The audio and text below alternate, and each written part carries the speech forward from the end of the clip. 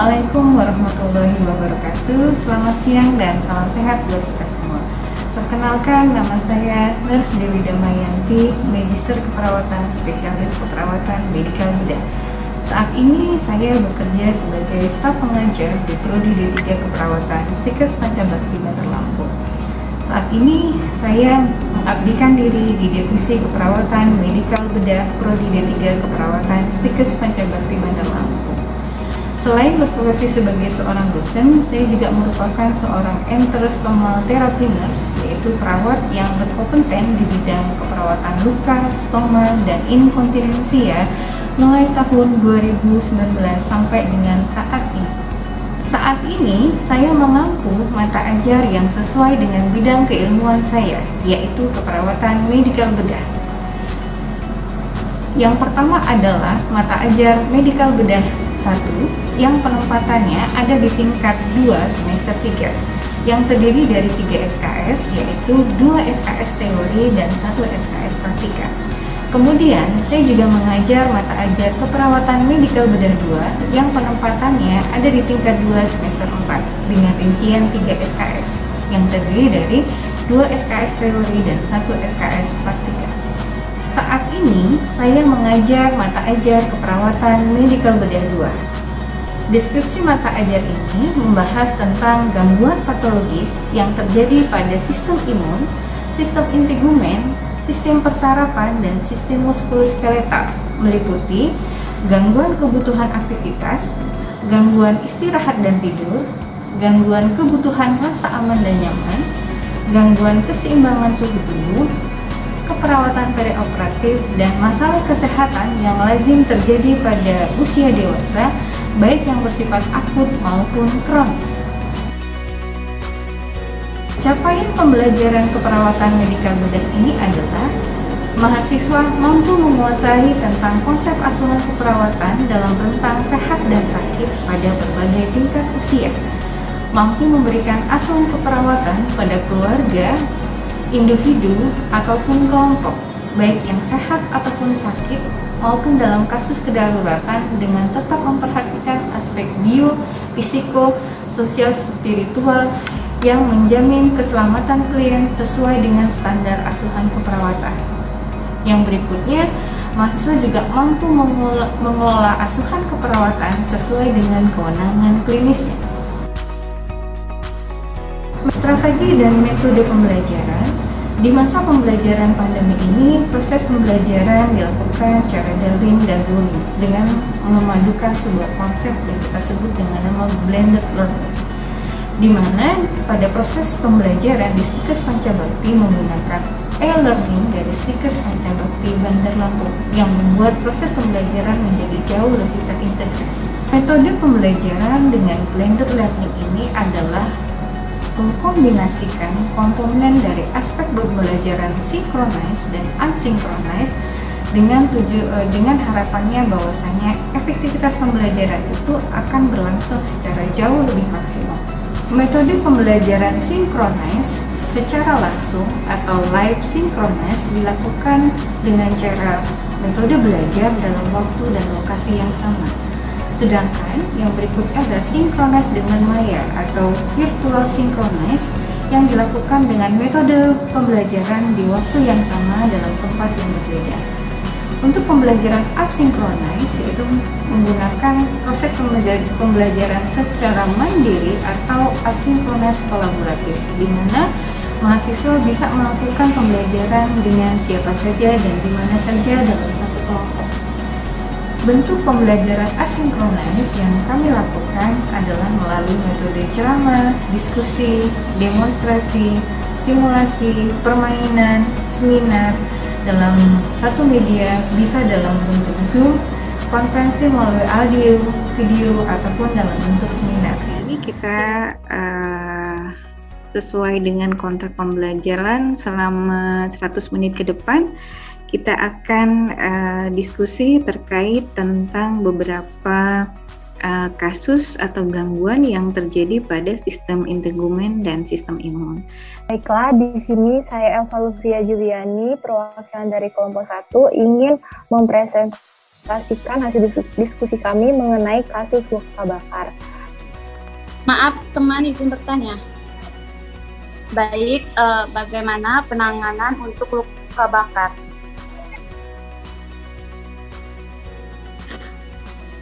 Oke, silakan coba dijawab. Untuk kelompok.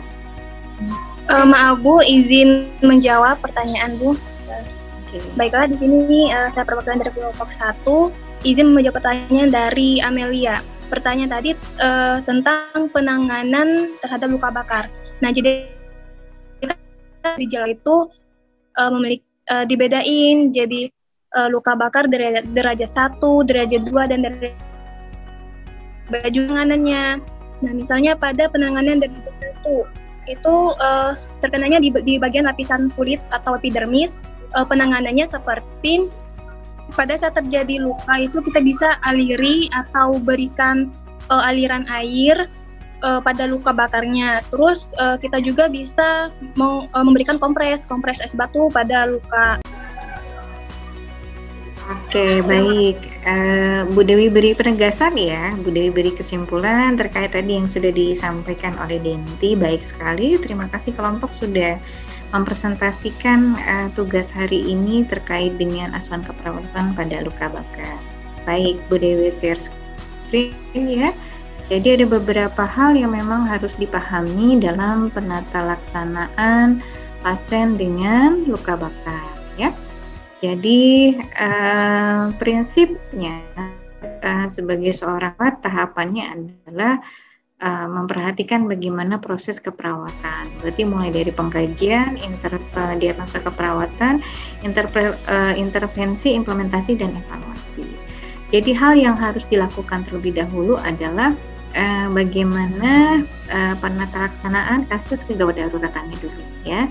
Jadi perlu diingat bahwasannya penolong juga harus aman ya, jangan sampai nanti kita menolong tapi kita juga yang mengalami cedera ya. Yang pertama misalnya luka bakar karena sumbatan listrik, jadi pastikan saat kita menolong arus listriknya sudah dimatikan terlebih dahulu ya. Kemudian kalau kita mau menolong korban, pastikan kita juga menggunakan beberapa alat pelindung ya. Kemudian potensi bahaya juga harus kita pikirkan. Misalnya pada pasien dengan cedera karena elektrik biasanya ada beberapa gangguan di irama jantungnya sehingga butuh beberapa alat tambah ya. Yang pasti harus diperhatikan adalah yang pertama keamanan dari jalan nafas dulu, kemudian bagaimana memanajemen pernapasan, kemudian memperbaiki sirkulasi, dan nanti bagaimana kita mengatasi kerusakan yang terjadi oleh karena dampak dari luka bakar ya. Adapun bentuk dari mulai penugasan dilakukan dalam forum diskusi secara online, penugasan secara online, proyek secara kelompok, ataupun tugas yang dikumpulkan melalui web yang sudah disediakan. Dan selalu kami umpan balik agar menstimulasi mahasiswa dalam bentuk game ataupun reward supaya mahasiswa tetap selalu semangat dalam mengerjakan tugas-tugas di masa pandemi. Evaluasi pembelajaran yang dilakukan dalam mata ajar KMB 2 ini meliputi evaluasi secara teori yang terdiri dari ujian tulis dan ujian akhir semester. Kemudian penugasan dan yang berikutnya ujian praktika. Ujian praktika ini kami lakukan secara luring, di mana mahasiswa hadir ke kampus dengan tetap memperhatikan protokol kesehatan. Kami juga sebagai pengajar di Stikes Pancabakti semuanya sudah melakukan vaksinasi, kemudian mahasiswa juga sudah melalui screening tes swab dan antigen, kemudian mendapat izin dari orang tua mahasiswa sesuai dengan ketentuan perundang-undangan yang berlaku. Kami berupaya untuk tetap menjaga bahwasannya kondisi pembelajaran tetap aman dengan memperhatikan protokol kesehatan dan kelompok-kelompok kecil yang kita bangun supaya tidak terjadi penularan COVID-19. Selain berprofesi sebagai seorang pengajar, saya juga aktif menulis beberapa buah buku. Di sepanjang tahun 2021 ini sudah ada 7 karya yang dihasilkan dan semuanya merupakan buku ajar bagi SBM. Yang pertama merupakan buku keperawatan medikal bedah sistem respirasi. Yang kedua adalah buku keperawatan medikal bedah sistem imun dan interhumen. Kemudian proses keperawatan dan pemeriksaan fisik. Kemudian buku konsep teori keperawatan, kemudian pengantar dokumentasi, kemudian caring keperawatan gawat darurat. Saat ini, selain aktif dalam melakukan dharma di bidang pengajaran, saya juga melakukan beberapa dharma di bidang penelitian dan pengabdian masyarakat. Di bidang penelitian, saya aktif menulis tentang masalah wound, stoma, dan continence, termasuk juga beberapa riset tentang kanker. Saya juga sering mengikuti beberapa pertemuan ilmiah, di antaranya The International Scientific Wound and Stoma Continence Society yang diadakan di Banda Aceh tahun 2019. Saat itu saya melakukan oral presentasi dan mendapat penghargaan dengan predikat Best Poster kedua pada International Conference tersebut. Di bidang pengabdian masyarakat, saya juga aktif melakukan beberapa pengabdian masyarakat yang hubungannya dengan pelayanan perawatan luka bagi perawat, termasuk juga mengadakan beberapa pelatihan yang berhubungan dengan bagaimana meningkatkan kompetensi perawat di bidang perawatan luka. Saat ini juga saya tergabung dalam Wound Stoma Continence Society yang menjadi bagian dari Perawat Nasional Indonesia, yaitu INWOK. Kemudian saya juga aktif menjadi pembicara pada berbagai macam sesi atau kajian terkait dengan manajemen perawatan luka, termasuk juga beberapa webinar yang diselenggarakan oleh Stikes Bakti Bandar Lampung sebagai bentuk kepedulian kepada masyarakat di masa pandemi saat ini. Demikian deskripsi diri saya bangga bisa mencerdaskan anak bangsa dan bisa merawat masyarakat Indonesia. Jayalah Indonesiaku, salam sehat.